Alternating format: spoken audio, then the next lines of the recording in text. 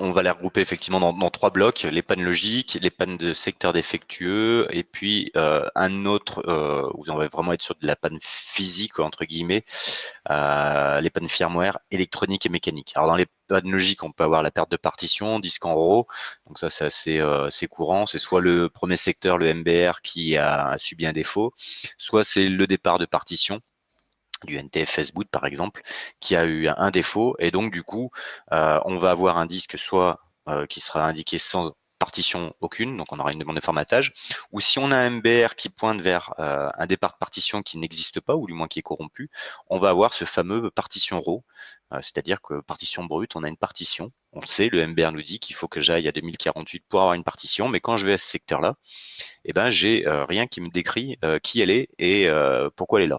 Donc Windows nous le met en partition RAW.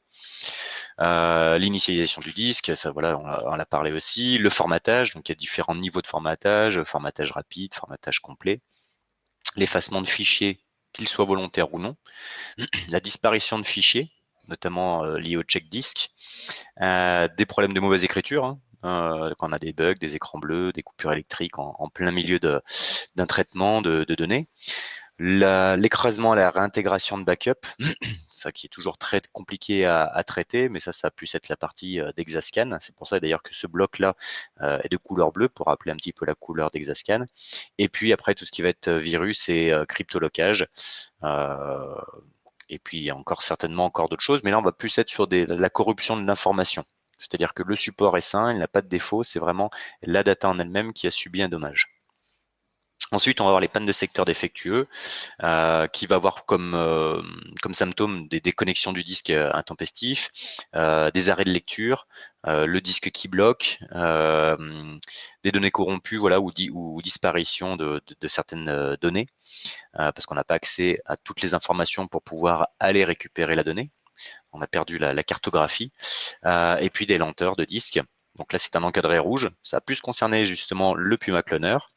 Et puis la partie verte, ça va plus être la partie, on va dire, laboratoire, avec tout ce qui va être les pannes firmware, des vitesses d'accès restreintes, pas visibles ou mal reconnues, des déconnexions du disque, des pannes électroniques, un court-circuit, ça arrive, hein, des connecteurs cassés, un fusible HS sur les cartes, et puis les pannes mécaniques, comme vous l'avez dit, effectivement, les claquements, les sifflements, les arrêts du moteur. Donc vous étiez pas mal. Donc voilà, pour résumer, on a vraiment 3 grandes familles, les pannes logiques, les débuts de pannes physiques et les pannes physiques avérées. Vous avez un petit graphe justement, comme que je voulais annoncer tout à l'heure. On a une partie qu'on va pouvoir faire à Exascan, une partie centrale qu'on va pouvoir traiter au Puma Cloner, et puis la dernière partie tout à droite, où là, ça demande des connaissances et des outils très spécifiques, donc ce sera vraiment plus la partie laboratoire.